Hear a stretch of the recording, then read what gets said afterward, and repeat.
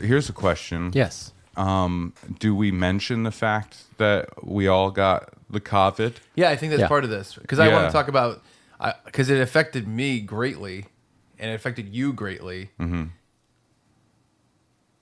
Brad didn't like it. It affected me physically. Yeah, so yeah, I think Yeah. so. And emotionally. It still is. I'm still like with soul fog. Ooh. Soul Fog. Yeah. I love that band. Damn. Yeah, I was just going to say. Yeah. Man, whenever I'm Super studying, bon. whenever I'm studying, what I like to do is I go straight past the lo-fi hip-hop beats. Get out of here. And I go to a YouTube video that is 10 hours long. Yep. And it's just called Soul Fog Beats. Yep. You know? Yeah, a a lot lot of... of those little farty ones, right? Yep. Yeah, There's like also like you get like a slight off in the distance clanging of a bell. Yeah. And then like a Yeah. right. Yeah. It's like fog noises. Right. Right. You know. But for the soul. But for the soul. Yeah. Chicken fog for the soul. Chicken fog for the soul. No, it's I don't know soul what that fog is. for the chickens. Chicken fog for the soul is a strain that you can get at a dispensary. I got a pen that was chicken fog for the soul. Wow, knocked me on my ass. You know what? Delicious. Oh Yeah. yeah. But it did like fulfill me. You know what I mean? Yeah. Like, but when I kind of came out of that, I realized that my relationship with my mother was stronger. That's good. Yeah, I like 'cause that. it's just like one of the books. See, I can't do that, but I'll do the chicken and a biscuit little crackers, and those have basically the same effect. You ever on have me. chicken and a biscuit? I've had the cracker. You know what that is? It's a cracker. Yeah, But there's chicken in it. no, there's No, not. It's a chicken flavor. What's it? Wait, what? It's not an actual like. There's not What is actual going on? I thought there was like chicken. pieces of chicken in it. Nope. I just pictured Chuck in Willy Wonka's factory going, what? Just like, whoa, slow down. Well, first of all, I'm not a fool for thinking that chicken in a blank has chicken in it. Come No. on. Well, it's a dry cracker that is unrefrigerated. So I would say probably not having a meat product in it. I eat jerky all the time. Yeah. Unrefrigerated, dry. But is that a cracker? No. I'm just saying. Although beef jerky's kind of like the cracker of meat. Yeah. Well, I was gonna say, like, you could have pieces of jerky in a cracker. It's not crazy. It's not crazy to think that could happen. I guess. So chicken and a biscuit. All right. All right. What? So is it flavored like chicken? What does Yeah. that mean? Like chicken broth? Yes. Sure. Is that why? Yeah, I think so. Interesting. It's what a weird product. That's right? a weird product. I Of know. course, I yeah. know. I can't be. Yeah. I can't be held to the flames because I I mean, don't personally, understand my it. favorite cracker is tuna in a muffin. Yeah. Exactly. I love tuna in a muffin. You know, That's what I'm ugh. saying. I'm going to throw up and die. Guys, I am not at my best today. I will be completely honest still with recovering. you. Brain Yeah, worms. well, okay, so all right. You had COVID. No, it wasn't me first. Okay. You weren't patient zero, do you mean? I think I tested positive after so. Well, want to open the episode? Hello and welcome to another episode of Funbearable. I am Brad Rohr. I'm Ray. Chuck definitely had it first. Harrington. I'm patient number 1, I guess, because that's after 0. It's Dayton. That's correct. yeah. I like that you looked at Brad. It's like, is 1 after 0? Well, it's weird to be like, I'm patient 1. That means I didn't have it first. It's like, wait Yeah. a minute. Yeah, it sounds like you did. Here's what happened to me. Okay. I felt weird on late on a Thursday night. Okay, I had my vocals were scratched, my nose was stuffed, and I was like, oh, this is weird, but whatever, I'll power through. It's okay. The next night, I went out to dinner with like my family, my grandparents, my brother, my Stopped my by brother's that family. orphanage. Yeah, you, Brad. You went to the low immune system wing of the hospital. Well, so I was like, but One of my famous cough walks. But here's the thing: is I was fine though at dinner. Like my voice wasn't weird. Yeah. yeah. So I was fine. Then by the time that night when I went to bed, we went to go see Dave Attell here at the Comedy Connection. Mm-hmm. And Brad and I were going home, and I'm like, "Oh, my voice is really bad." And he heard it. We stopped at a CVS, got some, I don't know. Vitamin C gummies. Yes. I woke up the next day. I went to the medical center, and they said, "Your lungs are fine, and your throat looks a little red, but your temp. Didn't have a temperature. And he checked it. He's like, you're fine. He goes, I would take a COVID test. So I took a COVID test, and it was negative on Saturday. We recorded maybe Monday. Yes. Monday. and I was still like recovering from whatever. And then my brother texted me on Tuesday, and I had gone out with him Friday, and he was like, "Hey, I just tested positive for COVID," and I said, "Oh, geez, okay, I guess I'll test." And that's when I tested positive. So I don't know what happened. Well, but on Saturday I tested negative. But the first time I had COVID, I tested negative like 4 times. And had it, you know what I mean, and I had to take an what is it, an antigen test afterwards or whatever exciting, to find out, and that's how I was able to confirm it. So you can get a negative for sure. It's weird because Where are you swabbing on the test? You got to do both nostrils. Which nostril are we talking about? The anus the nostril. top one, yeah, or the bottom one, yeah. Wait a minute. Multiple.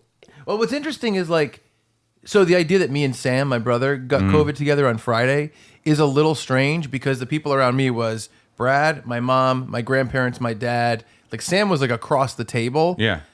And they didn't, like my dad got it, my mom didn't get it, and my grandparents didn't get it. It's a and Brad crapshoot. didn't get it until the couple days later. Anyway, I got it 36 hours later, and Chuck's like, those can't be my germs. Yeah, I don't Why know. does everyone blames me for COVID? This has like been a thing. Yes. And it's so fucking retarded. Like Pardon? obviously you it came. want to walk that back a little bit? No, I don't like it. Okay. Everyone's like people are commenting on my thing. They're like, "How many times have you had COVID?" I'm like, "I had it once 3 years ago." Mm-hmm. How many times has everyone else had it? I had it one time when I came back from Wuhan, China. It's like, Yeah. what? Why is this me? Why do people look at me like I'm the one that started it all the time? It's all right. Why? You're Though? okay. It's very strange. I don't know, Chuck. I don't represent everybody. You're exhausting. You're the one that said you got it from me. I thought you said that earlier this Yeah, episode. but I don't represent everybody else you're talking about. Okay. I don't have the energy for this. Yeah. So anyway, rest assured, if we can move on from your persecution, Yes. we all have COVID. We So, all had yes, COVID. I went to the medical center. Yeah. He said you almost definitely don't have COVID because you don't have a temperature and your lungs are fine. But might as Right. well take a test, and I did, and it was negative. Yeah.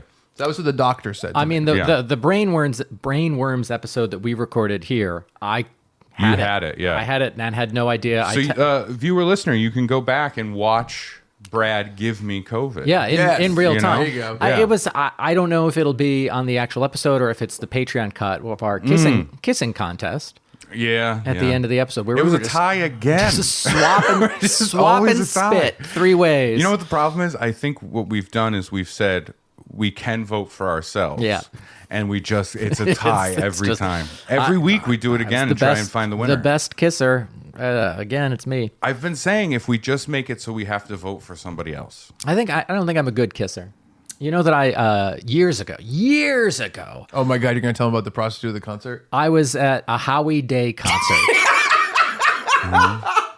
Ricky's face. I like that. Howie Day. Howie Day. Yep. Wait, I don't know what Collab. Howie Day is. I've heard that name many times. I think of Howie Mandel. I think of Yeah, that's That's the Day of same, the Dead. yeah, Okay. from his He birthplace. He does a thing. He blows up a rubber glove, puts it on his head. Yeah. His germaphobe. Remember when he was doing that to promote PPE, proper usage? Yes. Was he? No, that was a joke. A rubber glove. Man, COVID. remember That's what we were talking Bobby's about. World? What's that? So give me Howie Day. Give He, me a he has, little. he has a song called Collide that was very popular in like 2003.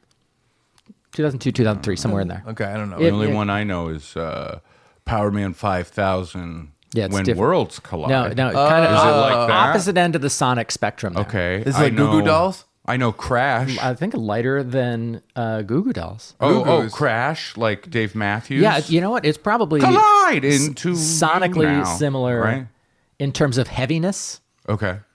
If you heard the song, you'd be like, "Oh, okay, this is Howie Day." I'm not going to sing it. So I went to this concert, and my friend Micho Demetrius is like going around. He's like, "Hey, that guy's never kissed anyone," which wasn't true. I hadn't kissed many people, but I had kissed someone. Okay. Animals count, and so this girl's like, "I'll kiss him." I don't have the bandwidth for anything that's happening on this I episode. know. What's wrong with you? You got it. I fucking my brain is destroyed. Yeah, that's how I felt on the And we Brainworms got episode. we got to real quick. Chuck was like, "I wear a scarlet letter, and everybody pokes me with sticks They do. about COVID." Yep. And now you're at a Howie Day concert, Yep. and your friend Demetrius? Yep. Micho. for sure. I'm so sorry. It's all right. He's hiding from the Russian mob. Is this true? He's Greek, but yeah. Yeah, either way. The Greek mob. Yes. Which is different. Yeah. And delicious. Oh, yeah. Oh. And he's saying you haven't kissed anybody, but you're like, animals count. Animals I count. know it's just a dumb throwaway line. I know. So this girl's like, I'll kiss him. And I'm like, what? And she's like, yeah, I'll kiss you. I'm like, okay, well, I have to. And so I went in because I don't know this woman. I went for like a chaste, closed mouth kiss. Oh, you always do that. You always do Because that. why would That's how you you make always the start assumption? the kissing contest. You're like, yeah. And so this, and Chuck calls his tongue the pry bar. yes, it's why we're such a good team. You can't have two pry bars in a kiss. That is true. I feel like shit. I'm like getting sweaty. Is the AC really on? I feel nothing. It has blown cold air twice. I don't know. I think it has blown a little bit. I'm dying. So Go ahead. yes. Go ahead. So this 'Cause woman. I was trying to make one quick, brief point at the very beginning. So Go this ahead. is the thing. Yeah. This is the kiss. That's Pac-Man, my guy. Yeah, I'm aware of this. I was a ghost. And the woman says, that wasn't a very good kiss. And I'm like, I went closed mouth. And I'm, like it was.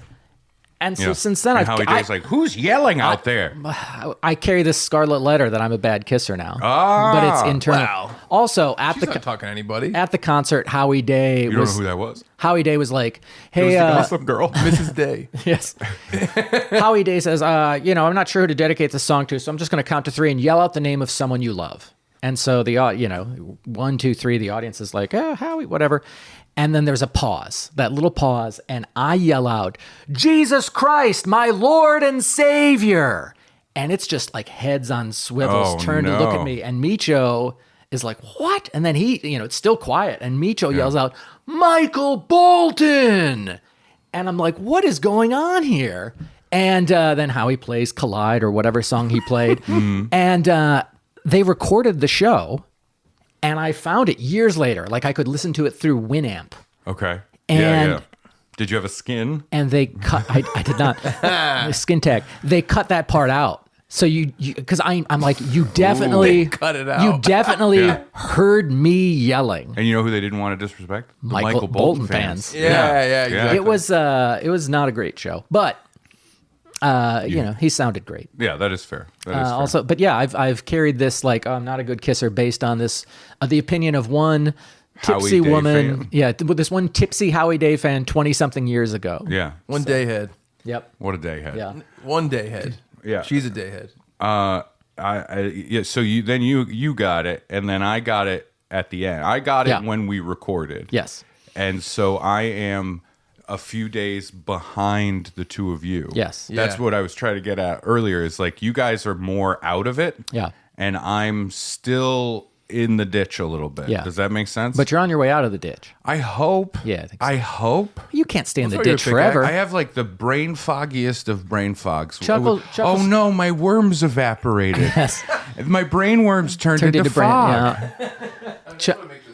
Chuck will stick his tongue out, and you just grab onto his tongue and pull yourself out of the ditch. I'm not touching that tongue. Yeah, I know. It's been weird. I'll stay in the places. ditch. Yes. I'd rather lay in the ditch. Given the choice. Yeah, given the choice, I'll roll in a moist ditch. Then damp touch Chuck's tongue.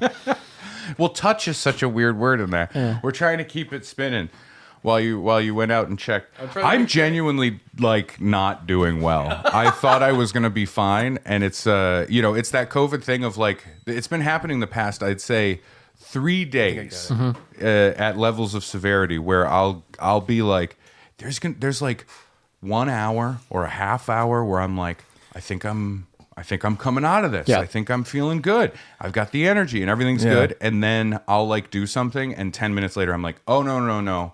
It is still fully in effect, and I just want to lay on the floor. So I mean, it's funny because this whole COVID thing affected us all in different ways. One of the things that happened this summer, and the reason I'm saying this is because I kind of had the same thing where I was like this. So, like basically, it's like you have the big sickness, and then you kind of do this wave line thing until you get back to normal. Where And that was the movie I was writing. Yeah, The yeah. Big Sickness. Yes. Thanks a lot, Camille. And Camille Nanjiani fucking Kumail and Matt threw Rife. his weight around. Kumail and Matt Rife are both in Rhode Island. That's weird, right? Yeah, sure. That's very strange. Have you ever seen them in the same room together? Yes. Because I've said already, I believe that Matt Rife's face looks like a prosthetic that someone would wear to disguise who they are. Right. His face, As Matt Rife. yeah, Matt Rife looks like a Dick Tracy villain. Yeah. Quite genuinely. Put a Tommy gun in his hand, and you're looking for a yellow raincoat. Yeah. Matt Strife, maybe. Yeah. But so I had the same kind of thing. But what happened to me was like, so earlier this summer, I told my parents a long time ago, next time Green Day comes, I'm gonna buy you guys tickets because my parents appreciate music probably because I was in a punk band for so long. Sure, that they went yeah. to so many shows. It probably just made them more exposed to it. Yeah, yeah. And then the Green Day album. It's the punk equivalent of like the well-meaning Midwestern family at a pride parade. That's just like, we love our gay son. You know what I mean? Yeah, maybe. We love our punk son. That's what. yeah, exactly. Instead of a rainbow flag, black flag. Oh, there you Oh. go. Yeah. So, and when also, like, I got into Green Day's Dookie, which was my first album in this genre, when I was literally 10. Yeah. That's when it came out. So, like, I was listening to it in a tape deck in my parents' car on their way to school. They're familiar Yeah. with it. Plus, a lot of Green Day's songs are pretty ubiquitous. Like, people know When I Come Around. You know what I mean? Like, there's a lot of huge songs from them that people know. Yeah. And then when American Idiot came out from Green Day, my parents both really got into the musical. And they listen to the soundtrack of the musical. They know all the songs from that. We've gone to see it together multiple times. So I told my parents I wanted to take them to go see Green Day when they come. And the truth is, Green Day is just so massive. Like, they're playing baseball stadiums that it really is like, it's okay for families to go. It's not like we're going to a dingy club to watch Leftover Crack play in Providence. Right, You know, yeah. it's Green Day Yeah. in a stadium. It's the same thing as seeing the Foo Fighters or whatever. I took your parents to see Guar. Yeah. They fucking loved it. They really loved it. But my parents... I remember your mom being like, I want to get eaten by that thing. My parents are like... Oh, I'm sorry. I think she said something different, actually. My parents are like... They're pretty... I think they're... I don't know what it is about them, and Brad can kind of speak to this. They like to continue to stay interested in what is new. Right. So, like, my parents were excited to go see Deadpool and Wolverine. My mom is the one that told me that Mike Birbiglia has a podcast studio in Providence. Yeah. Like, that's how I start to work with him. They like to watch comedy. Like, they last time Mark came around, my parents wanted to come and see him. Yeah. My dad bought one of Doug's inappropriate shirts. But My wife got eaten out at Guar. what the? Oh my God, so specific. That was Brad. What the? Yeah. But Well, it's Doug saying that's the first one of those I've sold.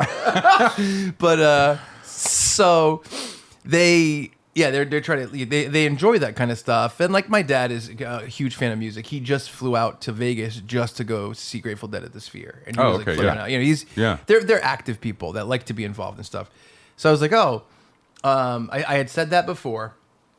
Green Day announced their tour this summer, which was their first time they ever did like a discography thing where they were doing Dookie in full and American Idiot in full at every show, because it's the 30th anniversary of Dookie, 20th of American Idiot. And so, I mean, for me, both of those albums are in my top 5, I think. And I was like, I have to go to this show. Rancid is opening. That's another one of my favorite bands. Smashing Pumpkins, I don't really have a connection to, but I respect. They were on the show as well.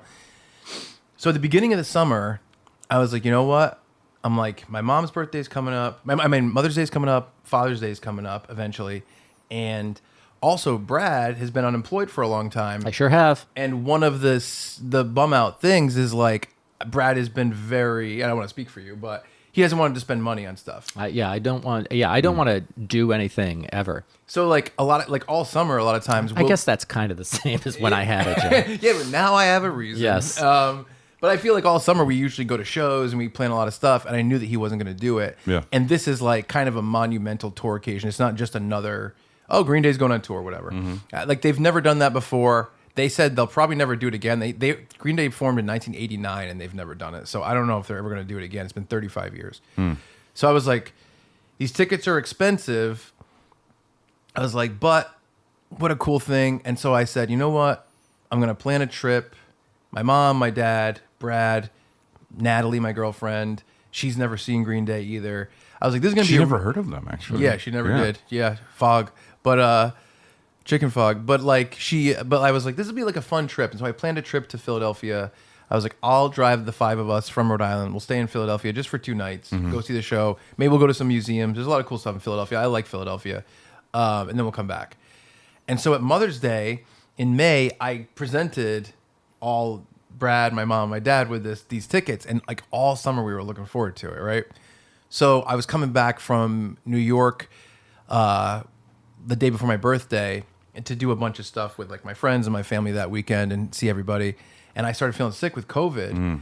And so when I went to the doctor on Saturday and the doctor said to me, you don't have anything, you don't have a temperature, your lungs are fine. He's like, and he's like, test. And I tested and it was negative.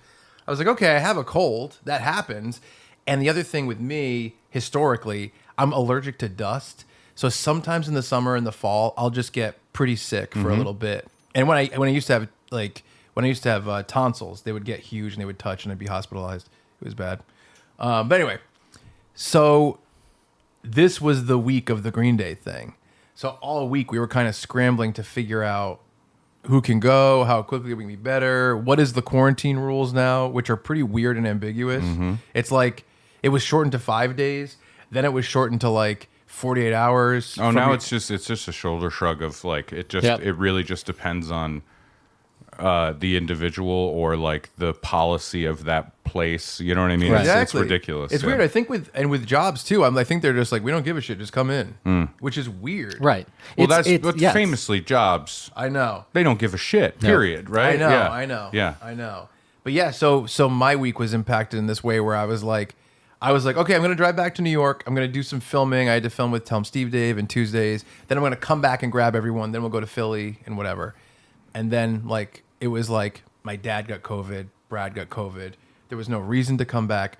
Jordan got COVID, my roommate who lives in my house, and Natalie was flying in to Rhode Island. And now there was no one that could pick her up that didn't have COVID, and there was nowhere she could stay that didn't have COVID in the house, and she didn't want to get COVID. Yeah. So our plans just got like fucked up, and I kind of planned. I'm back in New York by myself.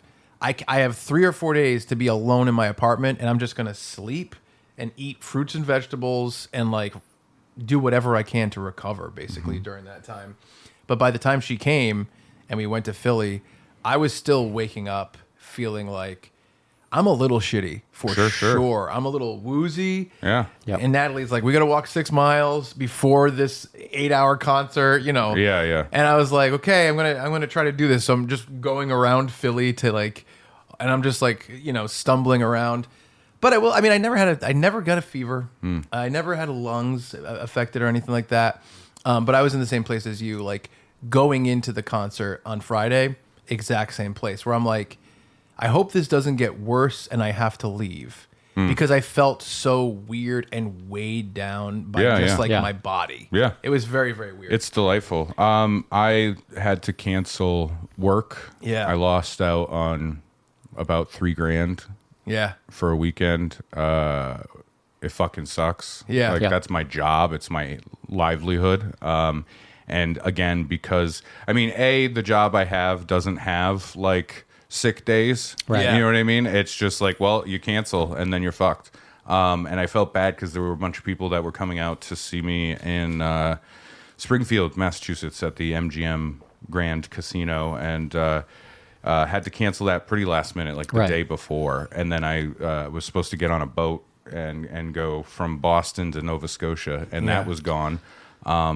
And they, speaking of like policy and stuff, like they when I started the cruise shit, like they were very specific about that stuff. Yeah. Yeah. Like basically, if you said, "Hey, I have COVID," they're like, "Yep, great, have a good day, don't come." Yep. And you're supposed to, if you show any signs, you're supposed to immediately go to your cabin and call 911, which goes right to like their emergency system there, and let them know, and then you're quarantined. And so I told my agent about the situation, and my agent's just like, "Do you want to go or do you want to not go?" Yeah. And I'm like, "What the fuck are you talking about?" I know. No. Yeah. I Right? know. No. And he's like, and he hinted around it so many times where I was just like, no, I don't think I should. I don't want to. No. And even, yes, I want to make money, but, the idea of doing that, I felt like shit. And I was like, I made the call and I was like, I don't think I should do this, blah, blah, blah.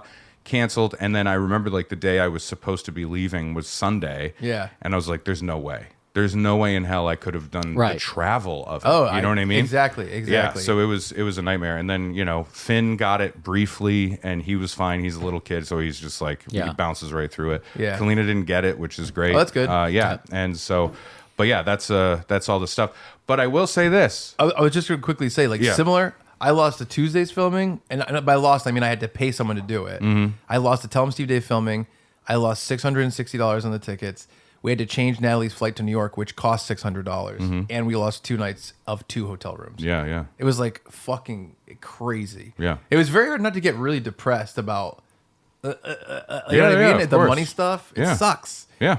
And I was talking to my mom, and she's like, this is a blip. Like, you're not, don't worry about it. Like, she's like, as you get older, you're going to care less and less about losing a big amount of money like that at a specific time. And I'm just like, I don't know, man. I don't know. I'm very affected by that. I hate it. I fucking hate it. Sure. So much at once. It's crazy. Yeah, no, it sucks. It's crazy. Yeah. This isn't entertaining at all. What were you gonna say? This is just us complaining. We're just we're whining about having COVID. Well, that's what you were gonna say just now. Well, I was gonna pivot to a positive that didn't have anything to do with it. Go ahead. Yeah, so during that downtime, there was a positive that came out of it, which was I had free time in my house where I wasn't doing anything and I really couldn't, right? So Deadpool and Wolverine came out in the movie theaters. Yes. And I felt really bad because Finn couldn't see Deadpool and Wolverine, right? Rated He R. loves Rated Wolverine. R. That's his favorite of the X-Men. X-Men is his favorite of the superheroes. So I felt really bad about that. And so I was thinking about Deadpool 2, which is, it's a little more fun than Deadpool 1, I think, in terms of a lot of the stuff going on, especially for like a kid to grab onto. Right. There's probably more action stuff going on. Yeah, yeah. And there's a kid in it, and there's, the Cable, he's doing his thing. Like, there's all sorts of stuff going on. And I do think it just generally got higher in its production value and all that stuff, right? Yeah. Deadpool 1, I think, is fairly pared down. You get that highway scene, and most things happen in flashback through that highway scene. Right. Then we go to the big final climactic thing that's kind of brief, right? It's mostly flashback. I just watched both of them for this reason. I remember there was a night where I was like, man, I wish there was a service that could just take Deadpool 2 and they were like, hey, we know you have a 10-year-old. We've cut out the stuff that's not okay. Right. Right. And I know you had mentioned this previously, like the Once Upon a Deadpool cut of Deadpool 2, which I thought about showing Finn, but I watched a little of it ahead of time and it's like, oh, no. It's still not okay. Yeah. It still has a ton of sexual stuff in it. They just don't say some of the lines, but it's like, no, it's still there, know? Yeah. Anyway, I was having that thought, like, I wish there was this service. And then I was like, wait, I'm that service. You know what I mean? Yeah. I edit. I can just throw this into Final Cut and make the Finn cut of Deadpool 2. Yeah. So I threw it in. I was like, let me see what it is. Because here's where Finn is. He's 10 years old, right? Yep.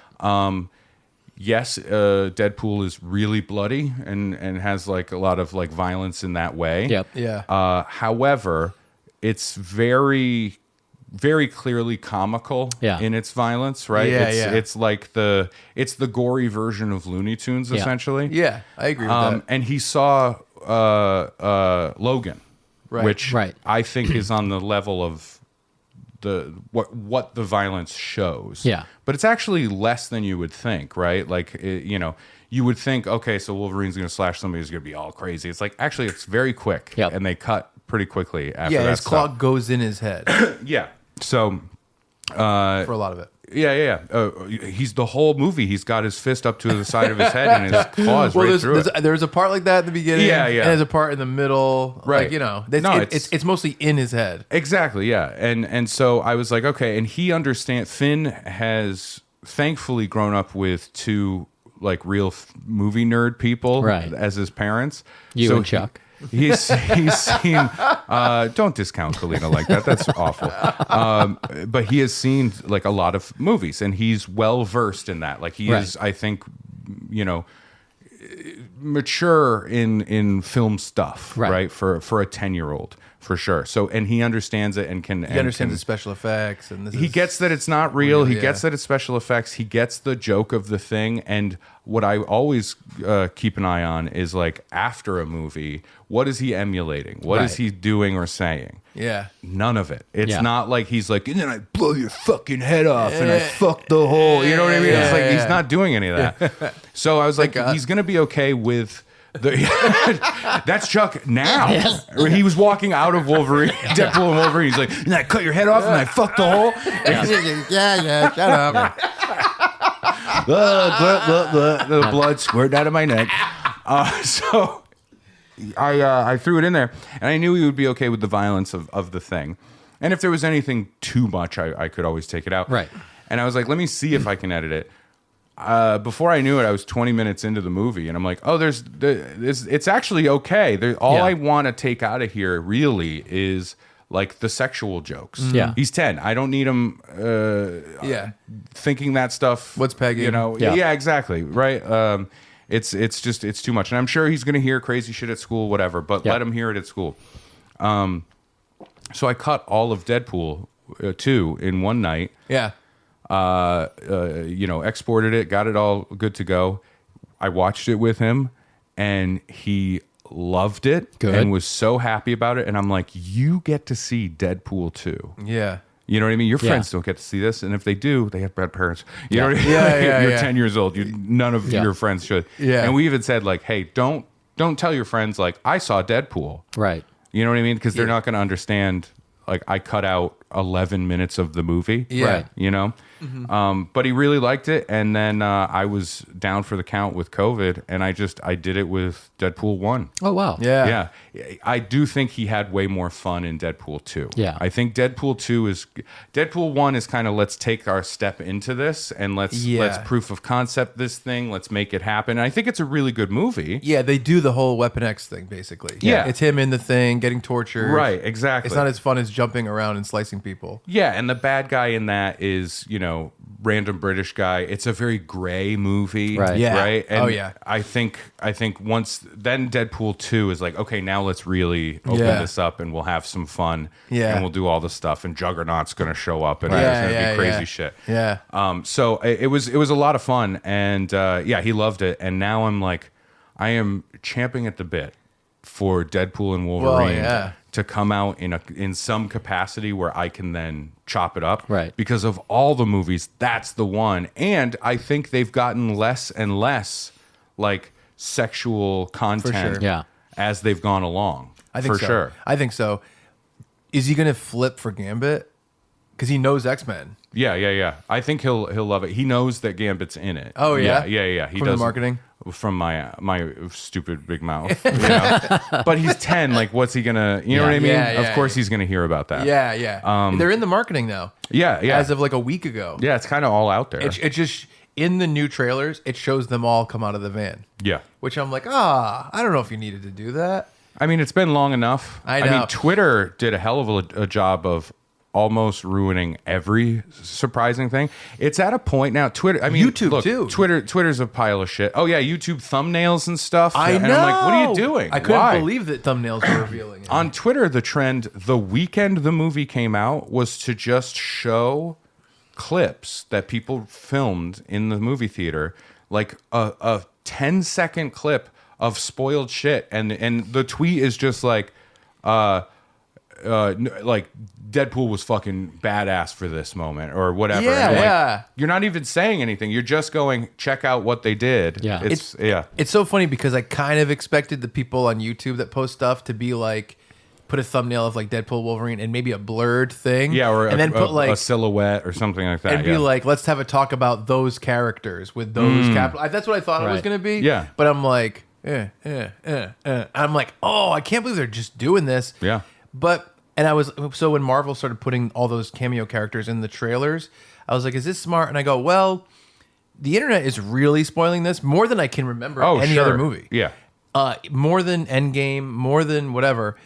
And I guess if you're doing so well that you're like the number 6 movie of all time, I think the people that care probably have seen it by week 3. Yeah, yeah. It's just I so think that's big. reasonable. Yeah, You know what I mean? But it is so fun that I was able to do that. Yeah. And it was funny where it's like, it took me time. Right. You know, maybe all in 6 hours. Yeah. To do both movies. Yeah. And export them and have them all done.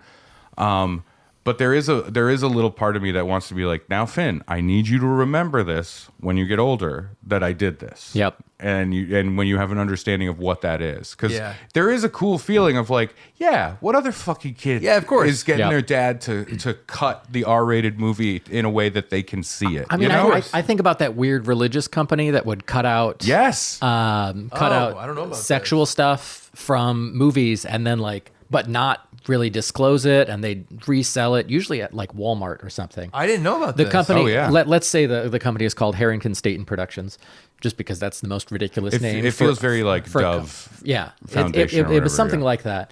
But they would cut the movies of like, they'd take out the nudity and they'd take out like the sexual content, and then they would market it to like Middle America Walmarts, and so people would be like, this movie has had the content edited, and so I can show it to my kid. But it's Yeah. you know.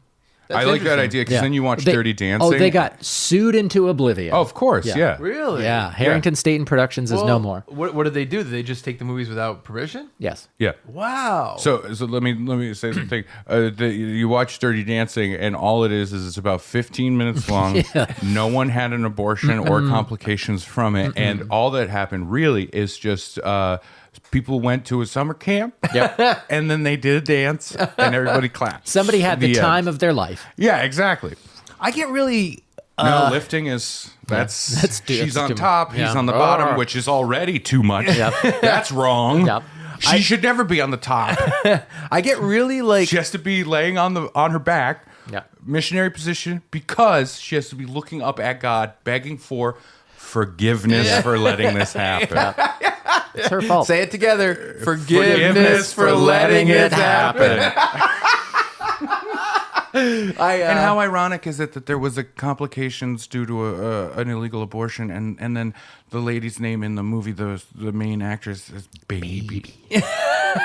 Nobody puts Baby in the corner, but also nobody takes Baby out of the womb. I don't know. I guess. I don't know what I'm talking about. I'm stretch. so You're- sorry. you're I riffing. apologize. This is the COVID brain. Yep. I think a fun game, real quick, it would be where we write descriptions of a dovified movie. That's fun. And have to guess what the actual movie is. That's fun. Dovified. Yep. I like this. Write it down. Put it in your ticky tags. Cowboys cheerleader meets friends. Meets friends. So ambiguous. No, what I was gonna say is Ooh, a young man Okay. in the 70s befriends a roller skater. Oh, got it. that's fun.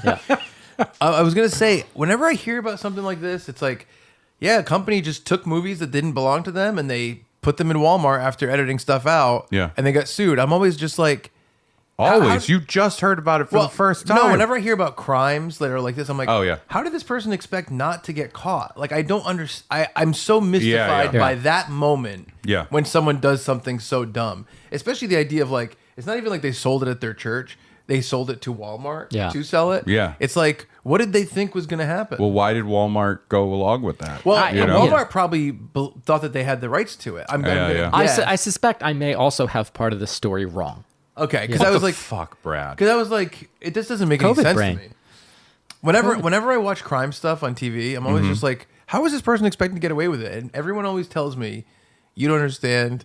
You're an idiot. You don't have the mind of a criminal. Like basically, like What kind of crime stuff are you watching? when They someone always tell you that. Yeah. Because you Everyone always just said says- this, Brad says that to and now me. we know, but we didn't say it this time. Well, I mean, basically, they're saying like, if you are willing to do this crime, you may not be considering the consequences in the first place, and you can't put yourself in those shoes. You know, there's a much shorter rhyming version of what you just said. What? If you can't do the time, don't do the crime. No. They're saying I don't have the capacity. I know. Yeah. It was a goof. Yes. It was a goof. But like when someone robs a bank and their face is out, I'm like, what's going on here? What is it? What was their expectation? Desperation, Like, yes, yeah. not thinking things through. Yeah, it's there was a guy tried to rob a jewelry store, so he's like, let me try on this chain, and then he ran to the door, and it was they had locked it. Yeah.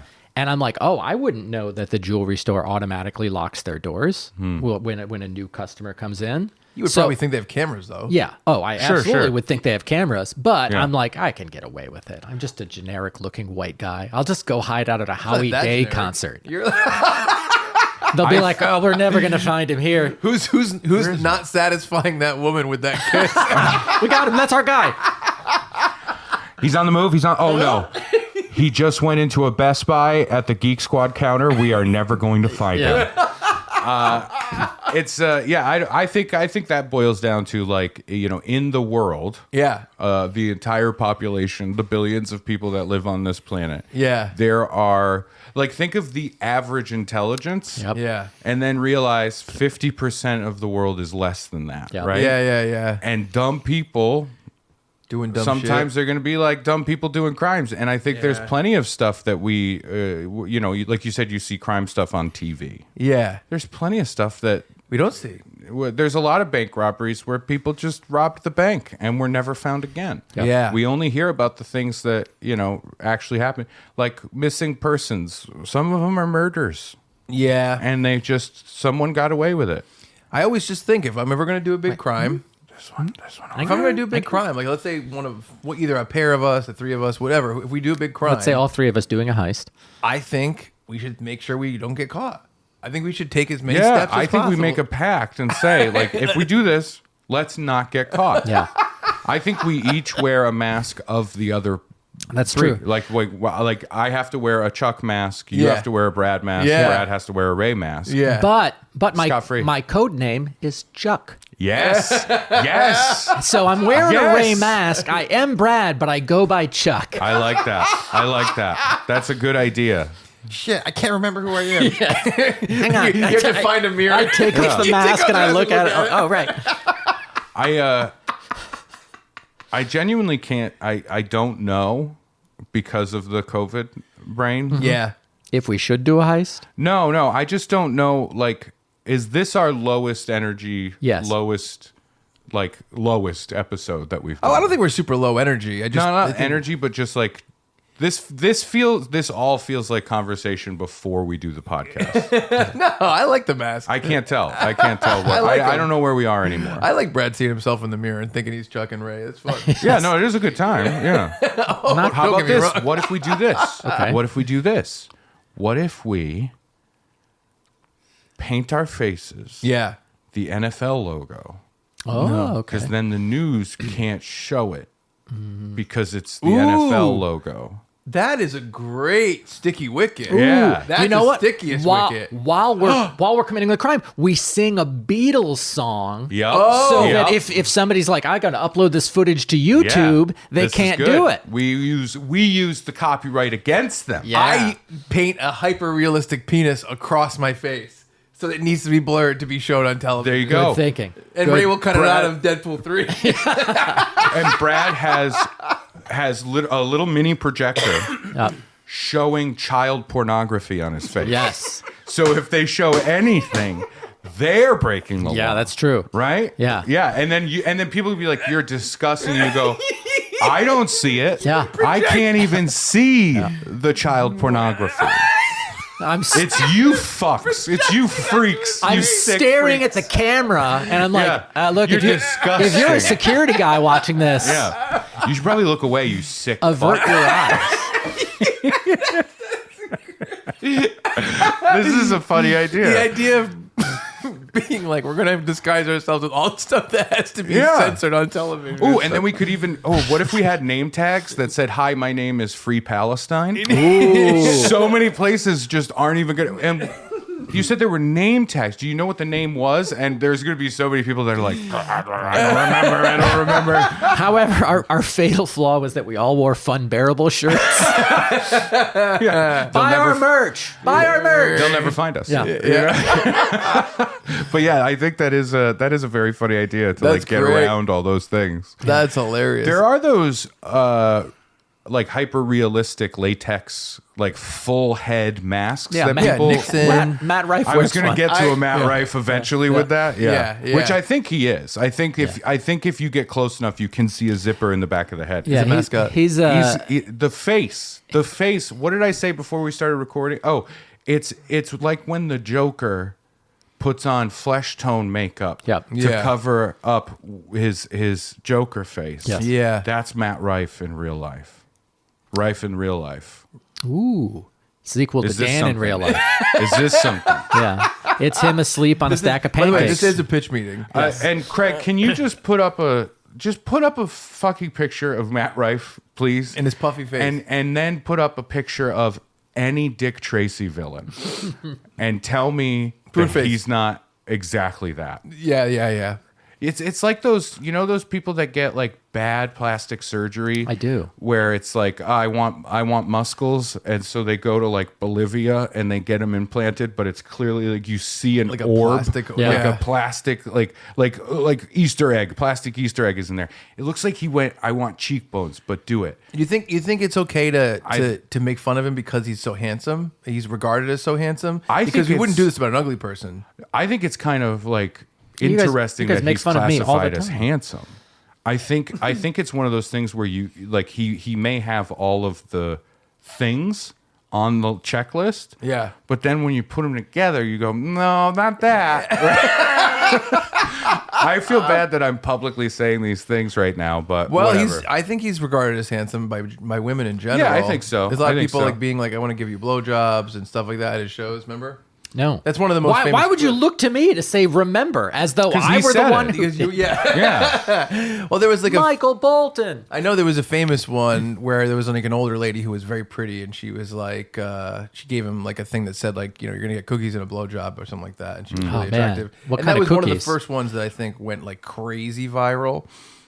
So it's not like And we're that's a talking joke about. that he wrote or crafted Yeah, I think in some way? it's part of his act. Yeah. But I do think, I mean, he is regarded as quite handsome. by I a think lot of so. people, Yeah, I for think so. sure. I think he's more like physically fit. Very physically fit. Yeah, I whatever. It doesn't. It's fine. I'm not super familiar with his work. I apologize for making fun of Matt Rife and his appearance. I thought it's just kind of funny to use those kind of similes there. He's going to live near Ray.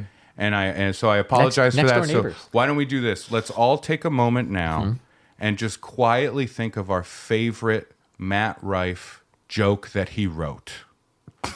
And we'll just all enjoy it internally and quietly to ourselves. Our favorite bit that he crafted. My favorite funny thing that he did Super. was dox himself on Are You Garbage last week. I think Oh, that yeah, was yeah. really, really fun. Yeah. And he's going to move next to Ray. Cool. 20 minutes from the Conjuring house. he Great. said. My kid's going to to be terrified. No, he's going to move it for There's October. some Gumby looking motherfucker He's outside, like, Dad. He's like, he never took his costume off. November 1st. That's what Finn says. He's his face in the window. Yeah, yeah.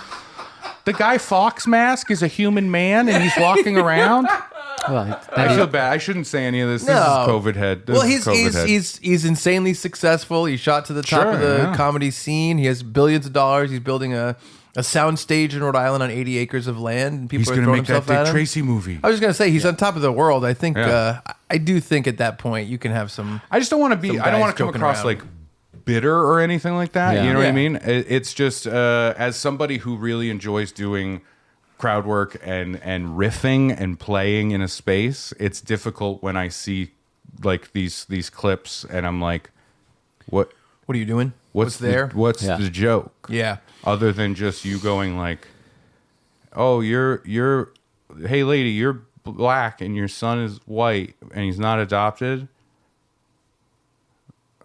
How'd that work? Yeah. Right. And I literally just saw that clip today. Yeah. And I'm like, what is this? I hear What you. is this? well, he's an amateur geneticist. But it's just weird because like how far away from that is like I don't know, just like walking up to people, like those other clips that you see online of people just like asking people, like the "what's your body count" bullshit, right? Yeah. Where the Hawk Tuah girl came from. Yeah. I'm like, I don't know, what are we doing? What are we doing? Oh yeah, of course, You know? of course. Anyway, this is getting very pessimistic. This is a negative episode. I No, feel. I don't think so. Not for me. The biggest Bad pop was kisser. the biggest laugh in this episode so far was the idea of Brad having child pornography projected onto his face.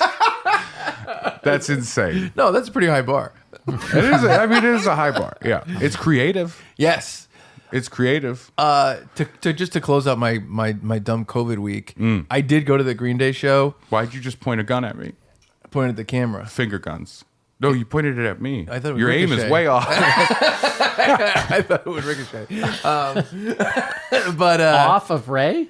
I did go to the Green Day show, Ricochet. and I gotta say, because like I said, they're doing 2 full albums back to back, so their show was like 2 hours and 40 minutes, which is much longer than a headliner in that space would normally play for. And it was like, I'm not kidding. I think it was my favorite show experience I've ever gone to. And this is like, I've probably played between 350 and 400 shows, and I've been to a billion since I turned 15, and now I'm older than that. And it was incredible. Like I do think there's an art to the big stadium show in terms of production that I think some people probably go super minimal with, and some people probably want to make it really fun and different. And man, it feels like they pulled out all the stops for this, and it was just absolutely incredible. The backdrop was walls and walls of Marshall heads, but they all had like holes in them and different things to shoot fire out of them and do stuff. And that's all fans of Forgetting Sarah Marshall? Yes, exactly. Yeah. And they had, the stage setup was incredible. For Dooke, it was like the actual Dooke thing, and there was a huge thing of clouds made out of balloons to be the clouds on the album, and they had the explosion as a screen. They had the blimps and the airplanes that are depicted in art actually flying in the stadium during the show. That's fun. It was. I was really like touched and blown away by the show. I've seen them so many times, and I was shocked at how much fun this was. And it was so funny because there was a security guard next to me, and he's like, I don't know what song this is. I'm trying to figure out how. And I hear him just openly saying this stuff. He goes, I don't know how long I don't know where the concert. And I'm like, this guy sounds like the dumbest guy I've ever met. And I go over to him, I go, you want to know what song this is? He's like, yeah. I'm like, oh, it's St. Jimmy. He's like, oh, okay, because he had the set list, but he had no idea what the songs were. That's Yeah, fun. yeah. And he's trying to figure out how long the show's going to go, right? And then at the end, he's like, there's another guy going, I don't know what fucking song this is. Another security guard. And he goes, talk to this guy. And security guards. And there's these 2 bumbling guys, wicked nice, but like hilariously dumb. This was impossibly dumb. Oh, I just picture that guy right now. In Philadelphia, he's listening to this podcast, and he's like, "That's the guy that I met at the concert. He was so helpful. The friendly guy. Yeah, my new friend. The kind man I met. And it gets to this moment, and you just see one lone tear dripping down his face. So he comes over to me. He goes, all right, there's 2 songs left. I go, okay. He goes, it's Bobby Socks and then Good Ride Dons. And I'm like, what is it? And he's like, Good Ride Dons. Oh. And I'm like, can I see what? I was like, what is he trying to say? It just says Good Riddance. It just says Good Riddance. And I'm like, why did he put a space in his own brain? Why does he not know what the word riddance is? And I went, I think it says Good Riddance. And he goes, huh? I go, I think it says Good Riddance. And he goes, oh. And I'm like, what the It was so bizarre. But It's a pop culture blind spot for that man. But- that fun bear. I think I have to imagine maybe they were like, wait, we never play for this long. Let's really pull out all the stops to make it consistently engaging for people who are maybe buying tickets to the show because they know all of our big songs. Because as I'm sure we've all dealt with, we must all like bands where they have the 10 to 12 huge songs that if you go see them, they have to play those because some people are only going to see them once ever and that's where they're going. So I think they did it to keep those people engaged because they're playing these deep cuts from 30 years ago that maybe a lot of people don't know. Yeah. And it was incredible. And the last thing I'll say, one of the highlights of the show is there's a song by Green Day called Brain Stew that was a big single. And I'm not just a big fan of that song personally. It's just, Yeah. we all have those songs Yeah. with bands we like. The big singles. It's the one that's like, you know the song. So at the end, they're building it up, and it kind of like builds into the same riff, but kind of like getting bigger and harder. And they were switching the set from Dookie to American Idiot. And as that final flourish of the last 30 seconds of the song, the American Idiot, like hand holding the grenade, starts inflating. And it became like part of that thing, building and building and building. And the song ended and it got big and it kind of established itself. And everyone flipped out because they knew it was time for American Idiot. And they went right into it. And I was like, it was like magical. And it was one of those things where during Dookie, it started pouring. And it's just like in a baseball stadium. We were in the Citizens Bank Stadium in Philadelphia, which is where the Phillies play. And it added so much to the experience. Sure. Me and Natalie had ponchos. She brought ponchos. And I was just like, this is incredible. This is like such a... It touched me so much in terms of like really seeing them just absolutely kill it. And it was just a great weekend. Good deal. It was a great time. It was a great time. And I feel bad because Brad couldn't go, but I think we're gonna have a redemption moment for Brad. We're gonna do some crazy shit and get him over to one of the shows. I was isolated all week and didn't go anywhere or do anything. Just laid there and felt bad, not only physically but also like guilt of like, oh, I'm sick and I'm missing a thing. Yeah. No guilt about giving me COVID? There's some guilt about it. Thank you. And my 10-year-old son, who you owe an apology to. I didn't know he had it. Oh, okay. But now that I know he bounced back from it so quickly, I need his blood. Yeah. Oh, young blood, it'll do it every time. Yes. Yeah. That's why, as a Democrat, I eat babies. What's the verdict on animals getting COVID? I thought they could get COVID. Rosie didn't get COVID? No, you know what? I think they can. Rosie's sleeping a lot. I feel like a lion got COVID. I believe that did happen, yeah. Yeah, so I don't know. Yeah. I don't think it was Cecil. It's different. Totally different lion. Not associated with that lion. I don't think my cat got COVID, no. Oh, good. That's good to hear. I don't think so. I'm glad. My dogs did not. Good. Oh, good. Yeah. So the important residents of our homes. I guess. I'll be honest with you. It really is the COVID brain, but I'm just gonna be fully honest, no filter, and say I don't think this was good. I feel bad about the hour that we've had. I don't know why. I'm just telling you now. Yep. It feels weird, but I feel bad. And if listener, viewer, if you like it, that's awesome. And I'm glad that it connected and clicked. I just feel bad. That's how I feel about every episode I do. That's not fair. But and it's not an accusation. It's nothing like that. I just feel bad because I can't tell. I have no idea. And it's good that I didn't do any stand up this week because of this. I probably would have been doing this on stage right now. You would have been like being like, this show's bad and I'm sorry. Hey, ma'am, I noticed that you're one race and your child is a different race. Yeah. What up with that? Could you fill out these Punnett squares and tell me what happened? Yeah. Well, by this time the 100th episode is out. Sure. Yeah. By the time this episode drops, and so we did want to talk about some of the stuff. Oh, that that's didn't right. Make Oh the my episode. God, I completely forgot that. So, maybe that's why I was feeling. I'm not an accusation.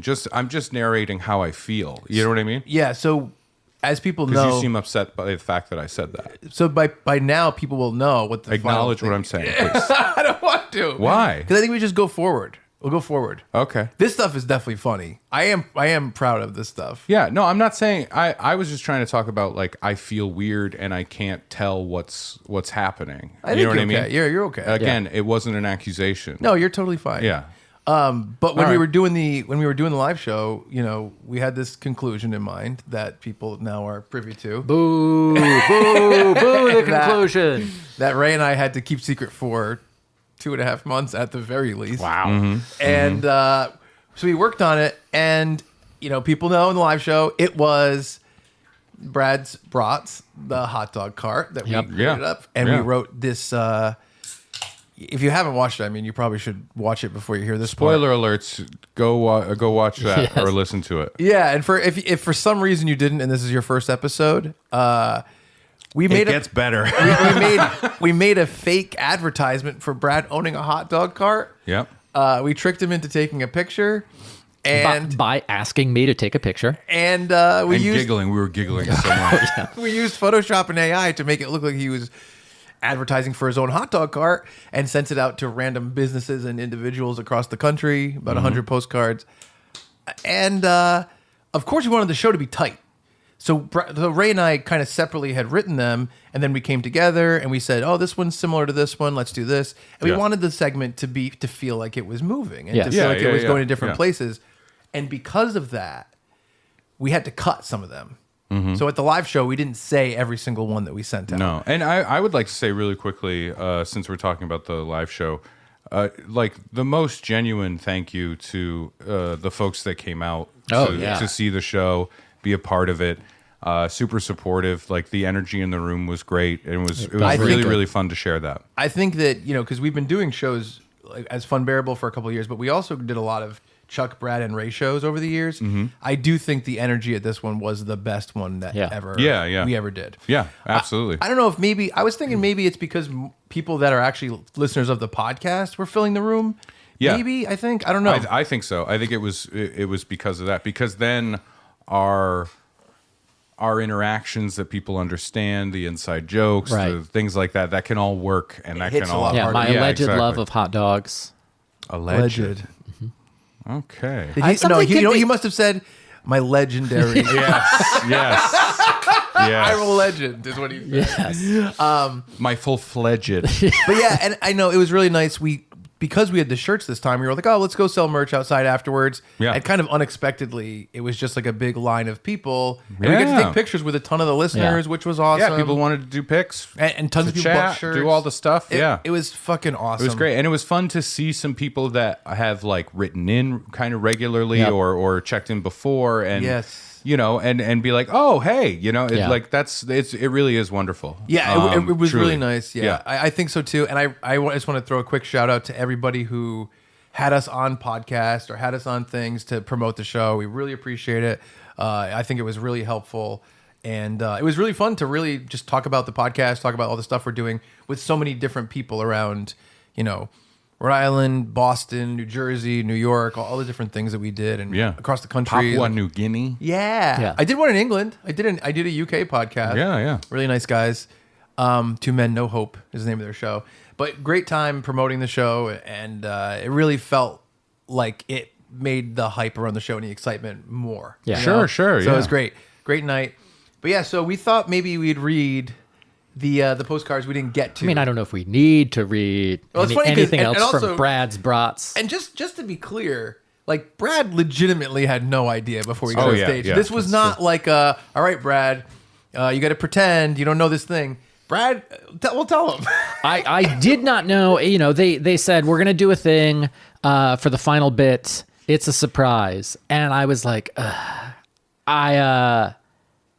I was prepared for a lot of things, but I was not prepared for Brad's Brats. Really? What were we? This is interesting. That was one of your first reviews of the hot dog cart as well. Yeah. I was prepared for a lot of things, but I wasn't prepared for Brad's Brats. Well, this is interesting. Did you have any? No, it's weird because when you did the clown prank, you told me that I couldn't ride with you there because you had to bring a trailer to show off the giant postcard. So I did a similar now in your basement. So I did a similar prank to Brad where it was an advertisement of him as a clown, and I actually printed out like a 6-foot by 4-foot replica. I'll say the clown one. I had seen one like on Chuck's desk, and so I knew what was coming for the clown thing. Oh, you saw that beforehand? Yeah. Oh, that's bad. Did not know what was coming for Brad's Brats, and so getting up there, and it's like, of course, it's something about my alleged full-fledged love of hot dogs, full-fledged, and it's so unflattering, and then it's so innocent. This is the reason that I don't listen to him with merch is because any picture of him, he's like, nope, it's unflattering. I'm like, yeah, it's just your face. I'm just ugly. I need my Matt Rife mask. And then to get up there and we put an ad in your hometown newspaper. It just seems insane is what it seems. Can I be honest with you? That was our safer alternative to something else. So, like the newspaper. Yeah. I can't tell you how many hours Ray and I spent working on this prank and coming up with the best build and topper for this. Yeah. I mean, Chuck did tell me and how much we had to look into. Yeah, billboards ads. were too expensive. Yes, yeah. billboards were too expensive. We really wanted to do it. Oh my god, I wanted to do a billboard. Yeah, but it didn't. It didn't happen. And then also, like, guys, hey, newspapers, daily papers and stuff. It's 2024. You know, the war was already fought and you lost. You've got to get on top of shit. Let people advertise easily in your paper. It was such a convoluted mess to get it to happen. Yes. And we had to come up with a bunch of different workarounds for it. Yes. And it's like we are trying to give a fucking failing medium money. Yeah, exactly. Take the money. You know what I mean? Exactly. It was so crazy. It was a lot. my picture's been in the Northwest Indiana Times several times. The crime blotter. The And the obituary. Yeah, and that was your name. The crime blotter died. He died. The crime blotter died. the spelling bee in 6th, 7th, and 8th grade, and then in 8th grade, it's me like on stage, like head down, so you don't see my handsome face, my unflattering face. Have you seen this newspaper article? It's amazing. No. And it's me like getting ready for the finals It's of the him, spelling bee. like- I'm wearing Oh my my gosh. Bugle Boy sweatshirt. This Yeah. should be the next shirt. That should be the Brad Roar spelling bee loser. Yes. School flutter. Yes. Crime blotter, school flutter. I love it. No, Yeah. it was definitely fun to figure out. I mean, one night I stopped at Ray's house and we were in his driveway going over all the postcards and we were fucking howling. Oh, because Kalina won't let him in the house. Yeah. Oh, yeah. Yeah. No, he's not. Yeah. But Well, it's not Kalina. I mean, she put her foot down about it, but Yeah. it's because of Finn. Finn, you know, that's one of the runners of Funbearable is Finn. Yes. Finn is disappointed in both of you. I love that idea. Like, I'll bring it up. I'll be like, oh, I'm going to record with Chuck and Brad today. And he'll just go, Have a good time with your friends. so I have and then I go, colleagues, please. And I shut the door. so I have the cut postcards. Oh, good. I think it looks like You have a bunch of them. well. Here's the thing. I have one. If you have two, you have Lions and Wienermobile. No, I did the Wienermobile on the show. Oh, you did? Mm-hmm. Oh, okay. It's in the cut ones, that's why. But yeah. All right, so right here I have my cut ones. I only have All right. 4. Yeah. This was written on the back of a postcard, And sent to sent to a business. And this is fun. This is like this is the director's cut. Yes. Yes. Of the bit. This Yes. is the stuff we had The to opposite trim. of the Finn cut. So- to cut for time. This one I think went to 4 different IHOPs. Judas Priest. Dear IHOP, listen, you guys have obviously figured out the food game. Can you help me expand my hot dog business? Next Thursday, I'm going to come to the parking lot. All I ask is that you turn away all your customers that night, and then in parentheses, just hear me out in capitals, and tell them that my hot dogs are the best things you've ever eaten. I can coach your employees about my different options for hot dogs. In parentheses, none. I only have one. And all of my different condiments. In parentheses, we only serve ketchup and I'm fresh out. Just don't be a dick about this, okay? I'll see you Thursday. Also, my ex still works there. We have a restraining order thing going on, so tell her to just chill the F out for a day. From Brad. I love just hear me out. Yeah, me too. Man, speaking of IHOP, I had a pancake Okay. in Denver. Vail. From IHOP? No. It just popped in my COVID head. I'm so Yeah. sorry. When I was in Vail, when we were leaving Vail Village, Mark Masters, the producer of the shows Right. and fellow comic, he was like, I want to take you to this diner. It's my favorite diner here. And we went, and I did have a Dutch pancake, which is crazy. It goes in like a wok shaped kind of thing and then goes in an oven and it grows up the edges. And that was delicious. But I had ordered one pancake. Right. Because I saw the pancakes and I went, I want that. And it's the classic diner pancake Yep. with a little whipped butter on top. Yes, and then you ma'am. put the syrup on. And I have been thinking about pancakes since that one pancake. Yep. And there's something about like an IHOP or a diner or something like that, preferably a diner, not chain thing. Yep. But there is something about, I firmly believe pancakes at home, they're good. Yep. They're good. It's not the same. No. It's got to be like it has to come from an IHOP or a diner, ideally a diner, but with the whipped butter, it's got to be a thing, right? Of course. Well, they have a griddle with a million other breakfast things on it that impact the flavor. Yep. Then they also have like powdered sugar and all this kind of stuff that's like that goes into it. You know what I mean? Plus they've also just made these pancakes with this particular mix for the batter for a long time, you know what I mean? And like at home when you make pancakes, there's always like that first pancake, the fuck up pancake. Yeah. There's no fuck up pancake. At the diner. They already made those in 20 years ago. Yeah, exactly. Yeah. But man, Plus, at a diner, they're made with love. At home, no. Sometimes people try and put love in it, which is yuck. Yeah. But there is something about that. And I will say this, if you like a pancake, if you have the opportunity, I love the idea of one pancake. Yeah. Because I had an omelet and I went, I will have one pancake, please. And they brought the pancake and I was so happy because pancakes, they hit a limit. Yep. You hit a limit where like, this is the best thing I've ever had. I want this all day long. And then there's that one forkful where you're like, this is I'm done. awful. Yeah, I'm done. I This hate is too it. much. Yeah. Pancakes are the thing I push away from me when I'm done. Right? Does that make sense? Like there's still some on the plate and you go, ugh. And I can't, I don't want to look at these pancakes. Yeah. They make me sick. I have an equivalent for you. Yeah. I do the exact same thing at Mexican restaurants with a cheese enchilada. I want one cheese enchilada. It's rolled up. It's fairly small. It's almost like a side. Yeah. I don't need a whole order of enchiladas. It's the same thing, and you're charging through. You know what I mean? Sure, I want one cheese enchilada on the side, and that's all I need. And that's very similar. Yeah. I feel the same way about the sweet breakfast thing. Oh, yeah. I love to have a sweet breakfast thing, but an order of That was my nickname in college. Yo, sweet breakfast thing. Hey. Woo woo. No. Hey, who's your RA? Sweet breakfast thing. SBT. SBT. Who's that? Woo woo. Stone Pemple Toilets? Yep.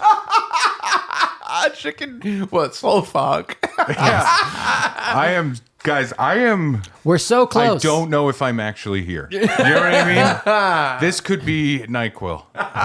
And you were there, and you were there. So, and I want to apologize for what I said earlier. I don't want it to sound like you guys did a bad job podcasting. Yeah. I was saying I'm worried I did a bad job We're podcasting. fine. No worries. You know? No worries. All right, anyway, We're charging through. We have 3 or 4 more I was gonna say- mean things about Brad. I agree. they're not 100 mean things about Brad. Teasing. I completely agree about the breakfast thing. Put your gun down. I'm ricocheting to the camera. You always point a finger gun at me, and When I'm mad. It's in, You can tell if I'm happy because it's one of these, because I want to just make you happy. And then one of these, I don't like it. But I don't like that. no, keep pointing the gun there. it's weird. Like with breakfast, like Yeah. I'm one of the people that's like, I want an eggs Benedict, I want some hash, and I want the sweet thing, but the order of the sweet thing is 8 times as much of the Yeah. sweet thing that I want. I swear to you, if you just say, "Can I have a pancake?" Yeah. you will be happy. It's so. I right. agree, but I prefer French toast. Oh, okay. Yeah.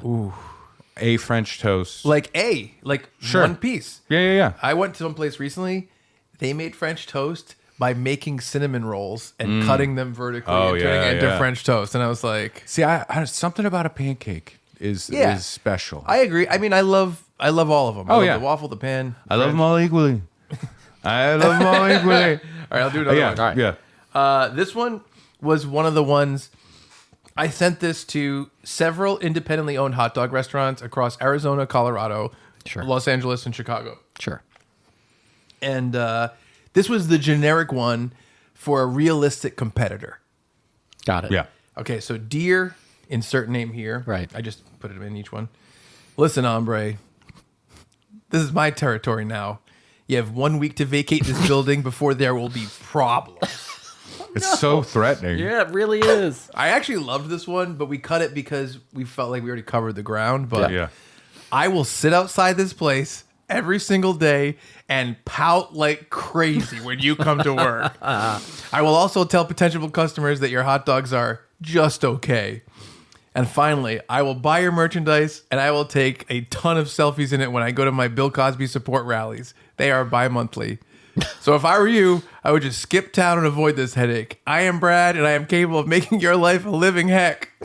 From Brad. That is fun. I do like living heck. Oh, yeah. Living heck is fun. Do you want to do your Heinz one? Sure. This is I wrote to Heinz. Again, like we cut the stuff that kind of felt like it either overlapped with something else, or I think it was just like, well, let's take our.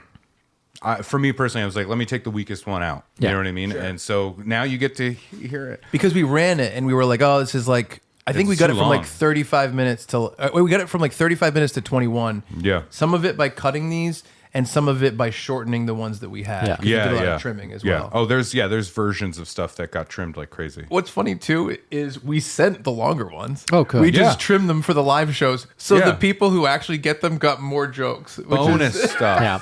Yeah. those are the true fun heads. So Funbears. I wrote to Heinz, and by the way, isn't it weird reading them now and not having the laughs of the room? Yeah. Oh Yeah. yeah. The laughs in the room, man, They were people great. respond to this. It was awesome. Yeah. Greetings, Herr and Frau Heinz. I'm writing to you with a new request. This is Brad again. I know I've written to you many times about a new Heinz ketchup line called Ketchup Earth Tones, where you offer your ketchup in various shades of tan, beige, and if you're feeling crazy, taupe. Yep. I'm giving up on that idea, all caps, for now. Good. I wanted to see if you'd be interested in a bit of a collab, as the kids are calling it. I have a hot dog cart, and I want Heinz to be the official ketchup of Brad's Brats. I want you on my wiener so fucking bad. There we go. The twist, by the way, it was really hard not to do Yeah. so many of those. I think I kept in like a couple here and there. Yep.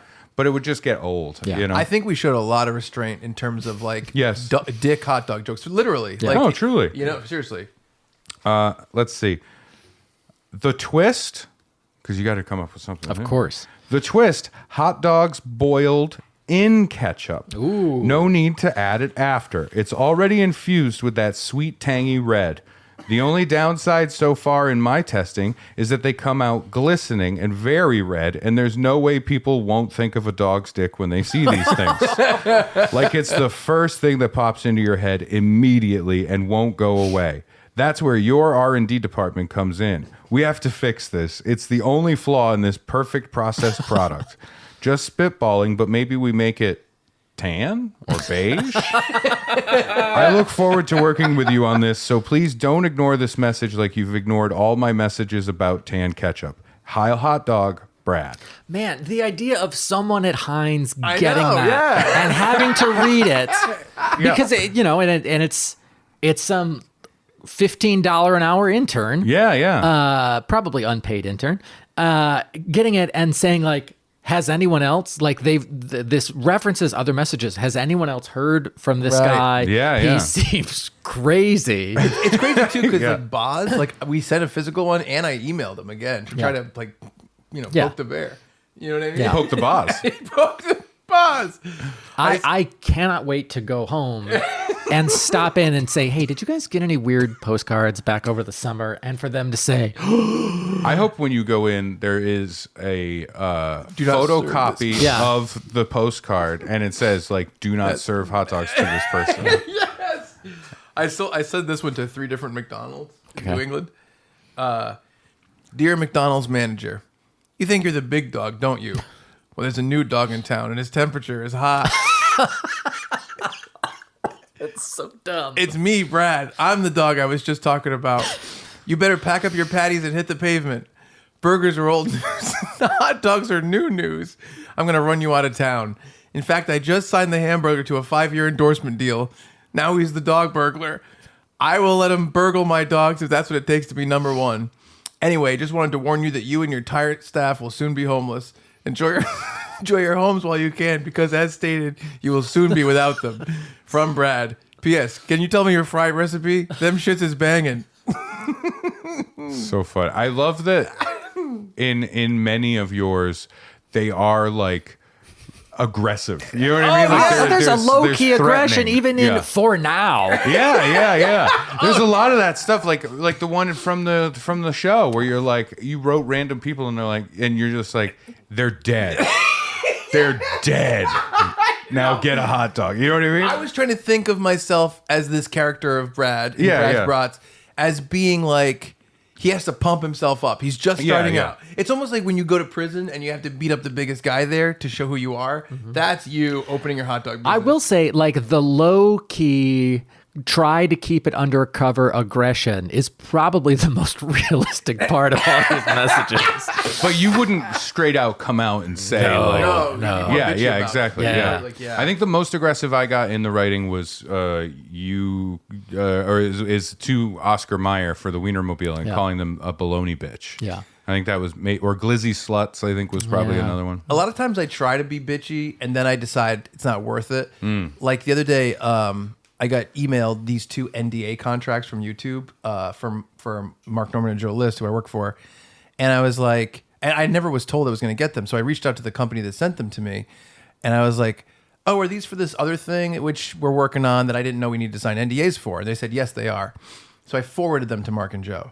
So I got an email back from them that's like, hey, you got to fill them out again because you filled them out for Mark and Joe. And I said, no, I didn't. I emailed them. And the guy wrote, here's what my boss said. And it was a copy and pasted message. And it goes, can you just tell him to follow the directions that are in the email of how to transfer it to somebody else as opposed to just forwarding it to them? And I wrote back, and like, I don't know if you guys do this. I schedule my messages to send by the time I'm going to wake up the next day so that I don't send it the night before and then perhaps get an email back at like 8 a.m. and then I think about it when I wake up, whatever. I scheduled to send, well, in all caps, meow and a cat emoji. And then I wrote like, sorry, these weren't for me. And they're also like just text, dense. I'm like, I just forwarded them and I didn't even know I was getting NDAs. Yeah. And I scheduled that to send and I woke up today and I was like, this could cause an issue. And what do I gain by doing it? And just be like, whatever. So I got rid of the meow. Yeah. But I did think it was funny. Oh, yeah. Oh, sure. And at first I was like, well, it's funny enough to not be like insanely. It's not like, well, fuck. You know what I mean? Yeah. Oh, dude, as a comic, Yeah.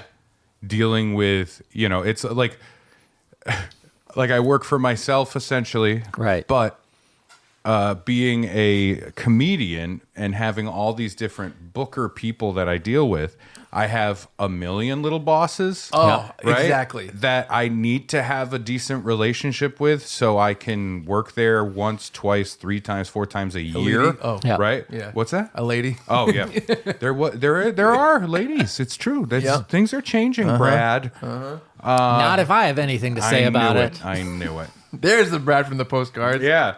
Oh man, that my Gail Ciampa? The Gail Ciampa thing is my fucking favorite. That really is my favorite. Anyway, no, it's like there are many people that I have to deal with that are just like, you're an asshole, right? But I can't push back and be like, you know what, fuck you. Like, I know. then it just creates a thing, and you just have to be like, yep, okay, so I'm gonna come at this and treat it professionally because this is my career, right? This is my job. I'm going to perform that job, adequately and professionally, and do all these things. And then there are people that are just like, I'm like, how do you operate? How do you have a business? Yeah. If that's your MO. How long have you been doing comedy? 2010. 2010. So that's 14 years. I don't count the pandemic. You have to say it's at like 12. So you're hovering around the age of 40. When you were answering these questions around 29, do you think you would be a little bitchier? Nope. I think if anything, I'm probably now more professionally. I will push back a little bit more professionally now. But I think that just comes with like, back then You were just like, I'm just coming. I was in. like, ooh, G-O-G, Mr. or Mrs. Can I please be like a feature in your place? Please piss on me. I don't Yeah, care. yeah, I know. exactly. But that's also like ingrained in you as a comic, where you're like, hey, you're like when you're coming up, you're supposed to be treated like shit and be pissed on like a little dead dog. You know what I mean? Something like that. And you're like, okay, I guess that's what you do. I mean, I spent 18 years getting emails from 18 to 22-year-olds. So I was just gonna I've seen the gamut. when I was doing senior discount like all the time, my band, I had a wicked lot of fights with other bands and bookers, and I made some decisions I wouldn't make today. Remember the Rhino Bar? I do. This bar one time hired us to play, and it was in Newport, and they said, come play on this date, and I said, okay. And then like the week of the show, they go, listen, can you guarantee like 200 people are going to come? And also like you're a cover band, right? And I was like, and we probably set up this show, let's say at the very minimum, like 5 or 6 weeks before that. And I was like, I never said we could guarantee a certain amount of people coming. And also like, no, we're not a cover band. And they were like wicked pissed. They're like, well, there's someone else is trying to book a private party that night, and it's going to be a guaranteed like night of people coming in. So like, what do you think we should do? And I was like, research the bands that you book? What do you mean? It's not really you booked us to do this thing. And I was like, I basically was like, we're going to come. Like, we're going to come play. I don't care. I don't care if you have your thing. And it became a big fight to the point where they said, we're going to pay you the same amount not to come play. Wow. And I said, fine. And I went there and I actually had to pick up a check by hand for $400 for us not to play that night at the Rhino Bar. Yeah. And I definitely was super unprofessional, but I was much younger. I wouldn't make the same choices now. But they also were the ones that made the mistake, and they were very shitty about it immediately. They were like, "You're a cover band, right? You can." And I'm like, "Why? Oh man, you can nicely ask that." There's one place where I just said I'm not going to work there, and no, it's not. Well, it happened. I'd say.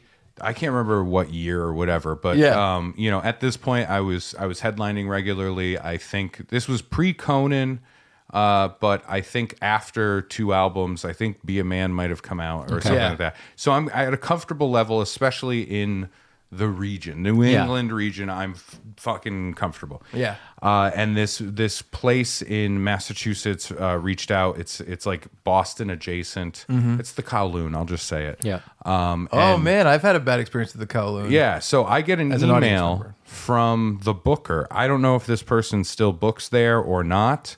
And so she emails me and she is like, "Hey, can you do such and such weekend?" And I was like, "Yeah, that sounds good. No problem." Yeah. I haven't worked with this person before, but she emailed me and reached out and asked if I would headline the weekend. And I said, "Yeah, sure."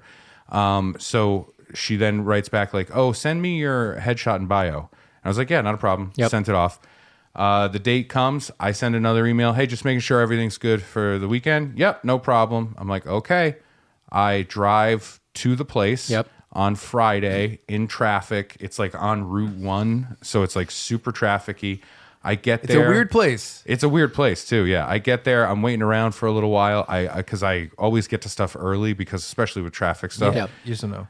Eventually, I'm standing there. I'm like, "Oh, hey, I'm Ray Harrington. I don't know exactly where I'm supposed to go. Right. Because whatever. Just let me know." And they were like, "Oh, she'll be in a little while."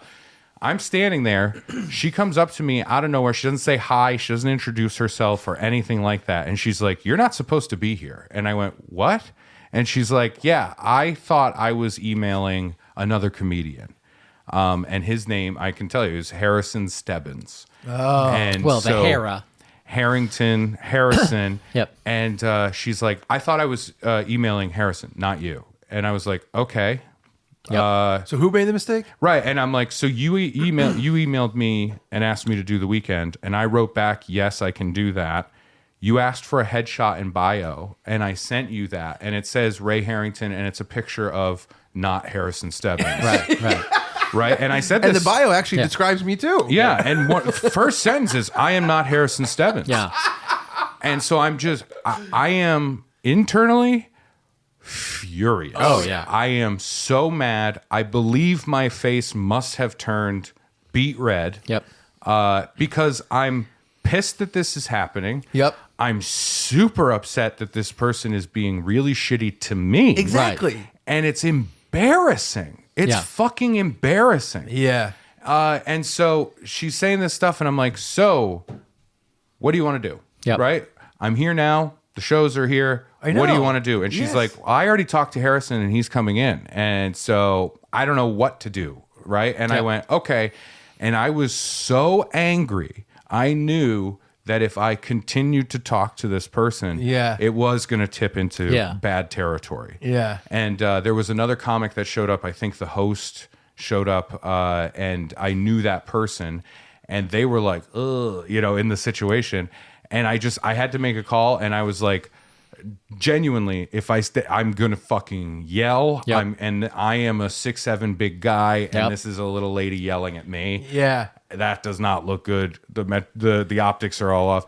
So I just went, okay, I'm gonna go. I'm gonna leave now. Yeah. Because I don't think it's wise for me to continue this conversation. Yeah. And I turned around and I walked away.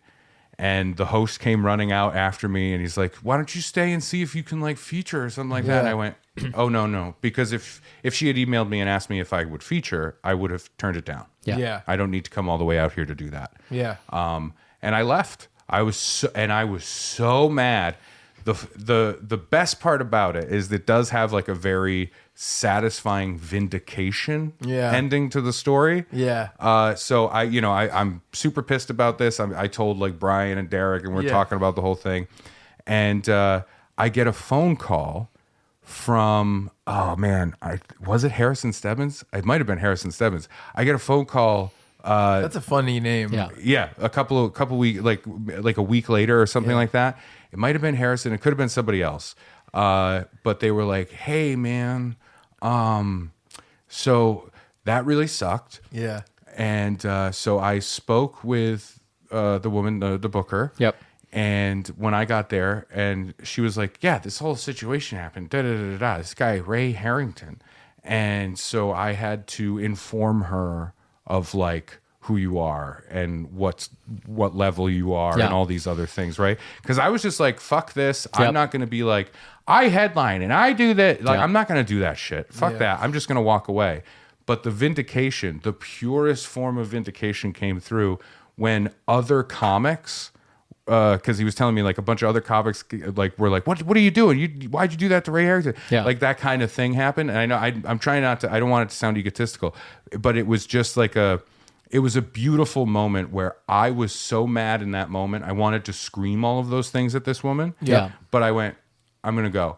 And the fact that other people that she does listen to were like, what the fuck are you doing? Yeah. Right. Yeah. And so he's like, so she wants to talk to you.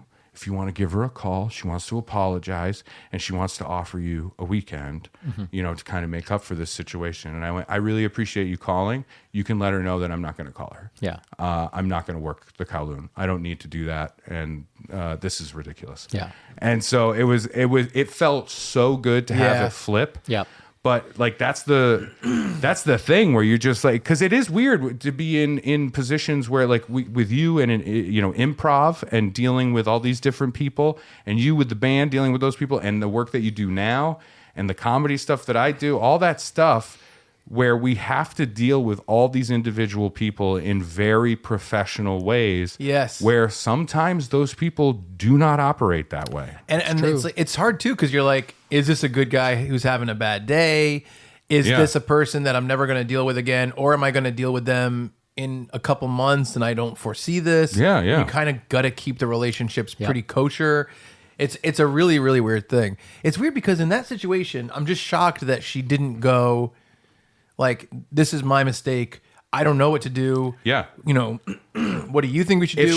What does she think we should do? If she had walked up to me and went, "Oh my God, I am so sorry. Yeah. I did this very clearly dumb thing." Yeah. But you know what? We'll do a split headliner thing. That's kind of what I was thinking. Or you do tonight and then Harrison will do tomorrow night. Yeah. Whatever. I was going to say, Fine. change it to like a double headlining weekend. One person features one night, one person features the other night. Yeah. And then they switch off on headliner. Yeah, it's totally fine. And the club takes a little bit of a hit and pays you both as headliners. Right. Yep. Because it's their fuck up. But instead it was like, I don't know you. What the fuck's going on? And the reason that happens is because Kowloon is like outside of Comedy? the Boston I know. comedy Yeah. scene. Yeah. And so this woman just had no idea, right? And it's like, that's fine, but now I know who you are. Yeah. If you're going to treat me that way before you know where I stand in Exactly. in this That's the scene thing. or Yes, whatever. exactly. That's what I'm like. It's like when somebody says like if you're dating somebody and they treat like a waiter or waitress server. poorly, yeah, that's like the red flag. That's what I was seeing there, right? Exactly. And I'm like, this is how you act with me when you think I'm fucking nobody. Yeah. Yep. And then when you find out that, oh, actually, I am in a pretty decent standing in the comedy scene, blah, blah, blah, Yeah. blah, blah, I don't even want to talk about things that way. You know But what I mean? if I order my sandwich with no onions and onions show up on the sandwich, you're getting a sandwich thrown at your head. Well, so it's Man, just- the service worker that has to deal with the two of you together, well. Let me just to tell the you're audience. throwing onion sandwiches at them. You're trying to bang them in the back bathroom. You know what I mean? just to fill in the audience, the Yeah. Kowloon is a Chinese food restaurant, Yes. Yeah. and It is kind of a, it has been a performance. comedy club for a long time. Yes, it right. is. But it is predominantly the Kowloon is a Chinese restaurant. Yeah. it's an and then interesting upstairs it place. has a whole comedy club. Oh, really? I've never been up there. Oh yeah. No. That there's a whole. It is a whole legitimate performance space. we went to. I've go also heard the shows aren't very fun. Oh, we went to go see. So it's one of those places where like the tables are like super super thin, and you have to order and blah blah blah, and you're eating Chinese food as you watch the show. We saw Norm Macdonald there, Yeah. and he was like, "No, Hookie Lao. that was the Hookie Lao." Oh, that We was saw a Norm different Macdonald place. at Hookie Lao. Wow, I Yeah. can't believe there's two places that are so similar. Have you been to the Hookie Lao? I don't remember. Yeah, Probably. It's very similar. Oh no! Yes, I have been to the Hookie Lao. That's where I was with. Oh my God! I did a few shows there. I headlined there a couple of times. It was with Amazing Jonathan. Oh. Yeah, I went there with him, and that was a lot of fun. And his 4 R.I.P. documentary film crews. Yeah, no Yes. shit. R.I.P. Amazing Jonathan. That was so weird. I've seen the 2 documentaries that came out Yeah. at that same time, So good. and it broke my brain because multiple times Yes. there was a shot with people I know because they were shot around this area, Right. Yeah. or used in an angle that I know, and it threw me off because that was like I Did Be a Man. Yep. And we shot a bunch of stuff, and it would break my brain where would I was be like, very wait similar. a Yeah. minute. I remember there was Wait a a minute. Am documentary. I the Amazing Jonathan? There was a documentary with Dan Harmon. And there's a shot of Dan Harmon in the green room of the Rhode Island Comedy Connection. I was there. I was there that night. Yeah, so was I. Yeah. Really? Yeah. Because I that's- was on a show after that show. Bobcat. Yeah. That's bizarre. And so, remember this? I remember being here. We Yeah. went to the Whiskey Republic with Dan Harmon afterwards. Yeah. oh, that's really fun. Yeah. Yeah. I met him during that show and we chatted and all Yeah. that stuff. Really nice guy. Do you remember what happened during that show? Some problems and stuff. What? He didn't know that there was a show afterwards, and they assumed the show was later. Yes. There was a yes. big conflict. Oh, yeah. It was like a whole to-do. Yeah. But there's a shot of him in that documentary because they did a documentary of the tour that he was doing. Right. Harmontown, yeah. And he's sitting in the green room, and it is identical to the angle, the same background of everything for a lot of the talking head comedians that are in Be a Man. Yeah. And the first time I remember there was I think it was like an AV Club article came up. Yeah. Yep. And it had that shot of Dan Harmon as like the photo for the headline. Yeah. And I genuinely like full record scratch in my brain where I was like, I don't remember shooting that. Like it was truly like, you It's know a what I really mean? small thumbnail, so you think it's you, and it's Yeah. like comedian, me too. Oh no, I knew it was Dan Harmon, but it threw me. I knew this day would come. It threw me off so bad Yeah. because in my head I'm like, I was a part of the edit. Like I Yes. had seen these angles and shots so many times where I was Yeah. like, no, I didn't do that. I don't remember talking to Dan for the movie. Yeah. It was so weird. I've had a couple of those, and one of my favorite ones, because we would shoot with Senior Discount all the time, different documentary things, and one of the places we perform in Providence all the time is Club Hell, which is it on Friendship Street or Benefit Yeah. Street? Yeah, I think it's it's on on- Friendship.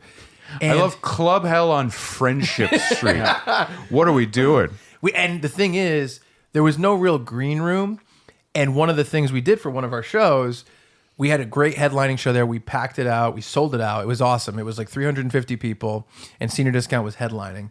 And we did the show, and we went off stage out onto the street, and we were going to do an encore, and like people were going to do the whole one more song, whatever. And we all changed and dressed up as hillbillies and funny like hillbilly clothes. And we went in and we did 2 bluegrass songs, right? And that was always the plan. And we have a lot of footage of us and pictures. Jersey Shore comes out. All the Jersey Shore people get big.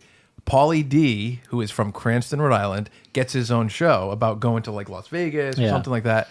But the first couple episodes, or maybe the first episode, is in Providence. And it's him in front of Club Hell with all of his friends having a huge fight. And when I was younger, we used to go to Club Hell every Tuesday and go to 80s night, and we had a crazy fight right in front of Club Hell one time. And watching the Pauly D fight in front of Club Hell, where we've played a million times, I'm like, this is where we got dressed. This is where we also fought. I had the exact same feeling as that. I was like, this is so bizarre. It's funny too, because you were talking about how it's the same angle. Yeah. And for people who don't film things, it's probably because you had 2 different teams being like, this is the best way to shoot things. Exactly. Yeah. You know what I mean? Exactly. Absolutely. And that's what's going to happen with a lot of smaller spaces. Right, yeah. So it's really funny. Club Hell on Friendship Street. That's how I describe our relationship. It's like, are you going to the scum pit on Tulip Avenue? You know what I mean? I always want to do a live thing there and just put senior discount live from hell. Yeah, I think that's awesome. I like that. I think that's really fun. Listen, we should. I will have one last. Yeah, we should wrap up with the last one, Yes. and we're gonna go. I feel better about the second half. I feel more awake. I apologize again for We're having fun. for my statement earlier. No, we're good. We're having fun. So this one, I'm actually kind of bummed that we cut. Yeah. Because I do love the concept of this. Okay. Because some of these, it's like Brad's bitchy, joke, but some of them are like set up, punchline, payoff. yeah. And this is one of the punchline ones. I sent this to Poison Control, which the idea of sending one to Poison Control, a postcard. Yep. Dear Poison Control, how long can I leave hot dogs unrefrigerated? I'm supposed to cater a party this weekend, and I can only fit about 1/3 of my dogs in the fridge. I don't even know why I'm writing. I have nowhere to put them. If I lose this gig, it will bankrupt me. Just keep this to yourself, okay? I'm sure the governor and his family will be fine. Bye-bye, Brad. So the idea of the governor, fun. that's fun. You got to rotate That's what the we said. dogs into the. We had that conversation when Yeah. we were talking about the postcards. That's Like, so I guess fun. you'd have to rotate them. Let me ask you this, Brad. Yes. Because you were the subject of these Yes. things. Of the postcards, like what stands out to you as like, that one, oh man, that one stings that you sent that, or I really liked this concept or something It's like weird that. because like, I mean, honestly, I like all of them because there's so many different angles. Yes. going at it. That's the fun. And I think the geographically further away it gets, the less I am, not that I'm concerned about any of it, but the Sure, idea, sure. if Chuck's like, oh, I sent this to the IHOP in East Providence that, we write at, Yeah.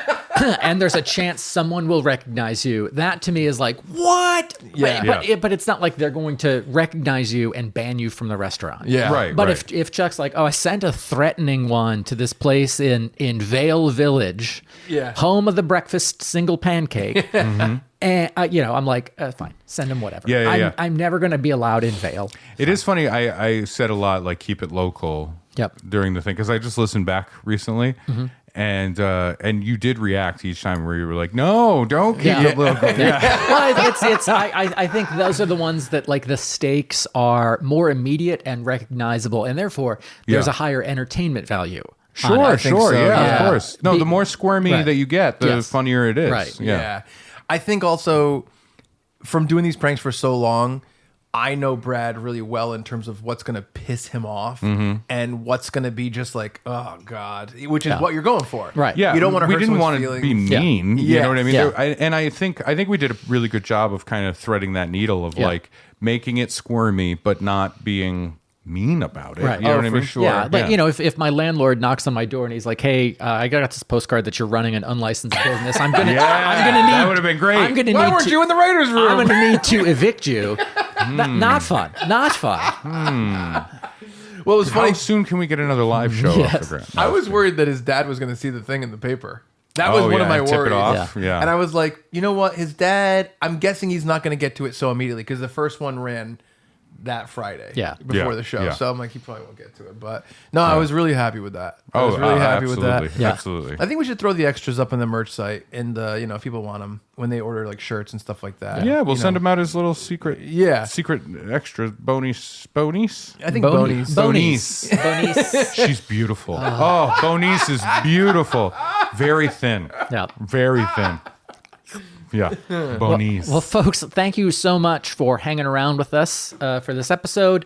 And always happy to hear from you if you want to send us an email, funbearablepod@gmail.com, or find us on socials @funbearablepod. Love hearing from the Fun Bears. If you've never written in before, write in, man. What's Or stopping woman. you? What's stopping you? I don't know. Oh, I only want men to write in. Oh, okay. Sorry. Are you one of those weirdos that's like, I can't be alone in a room with a woman? Yes.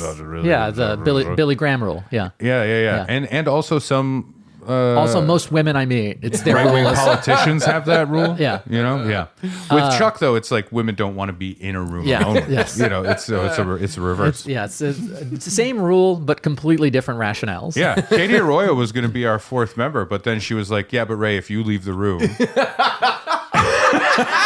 it all falls apart." Yeah, but you know the math. Chuck cancels out Brad, and Brad cancels out Chuck. The lack of sexual. It's like what happens when a black hole and a supernova sit next to each other. Yep. Yeah. Yeah, one guy gave me a chaste kiss. One guy One guy chased just me. chased me. Yeah. Oh, yeah, we did the same thing. Yeah. Me. And he was going. I believe he said awooga, awooga. Yep. That's what she gets His for wearing. eyes popped out of his head. He went straight to the dock. Katie was wearing His meat jaw fell and in. walking through the forest. Yeah, it's a steam whistle popped out of the side of his head. The eyes popped out, but then they just sort of drooped down. And he said, And God, he's like, it happened again, it happened Yeah. again, call 911. And he's like feeling around. For Ray Harrington and Chuck Staten, I'm Brad Rohr saying thank you so much, and we're sorry for being Funbearable. I like the idea of the eyes hanging down, and you're like, I swear this never happens. Let me get a blue chew real quick. See, ooh. Coax him back in.